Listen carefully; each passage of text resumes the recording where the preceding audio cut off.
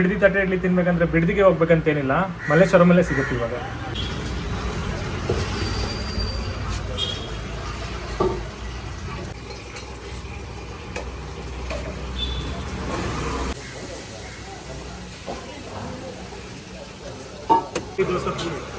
ಸ್ವಲ್ಪ ಚಟ್ನಿ.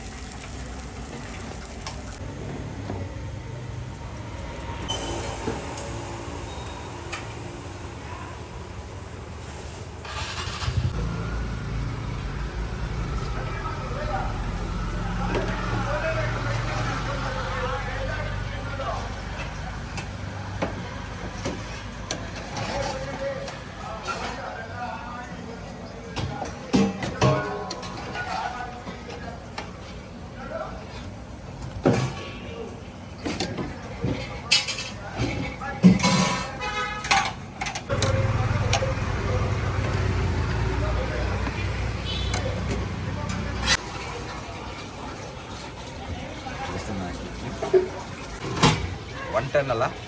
ಹಾಂ sir.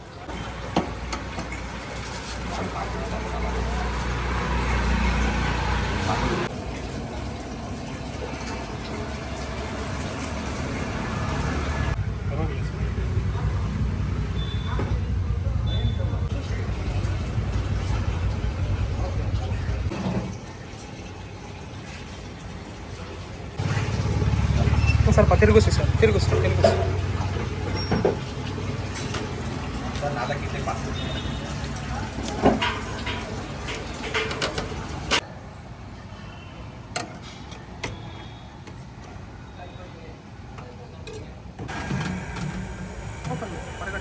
Full ಮಾಡಲ ಅಲ್ಲ ಇಡ್ಲಿ.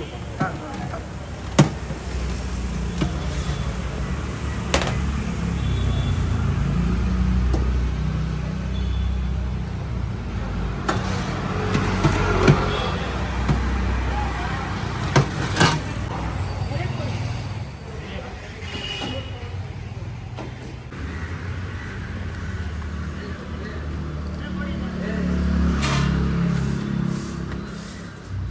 ಸರ್ ಏನು ಸರ್ ಬಿಡದಿ ತಟ್ಟೆ ಇಡ್ಲಿ ಇಲ್ಲೇ ಸಿಗ್ತಾ ಇದೆಯಲ್ಲ ಸರ್? ಸರ್ ಹೌದು. ಯಾವಾಗಿಂದ ಸ್ಟಾರ್ಟ್ ಮಾಡಿದ್ರಿ ಸರ್? ಸರ್ ಆಯಿತು, 1 ವರ್ಷ ಆಯಿತು ನಮ್ದು ಸ್ಟಾರ್ಟ್ ಆಗಿ. ಹಾಂ. ಬಿಡದಿ ತಟ್ಟೆ ಇಡ್ಲಿ ಅಂತ. ಹಾಂ. ಮಲ್ಲೇಶ್ವರಂ 7th ಕ್ರಾಸು, ಹಾಂ. ಜೈನ್ ಸ್ಥಾನಕ್ಕೆ ಅಪೋಸಿಟ್. ಹಾಂ.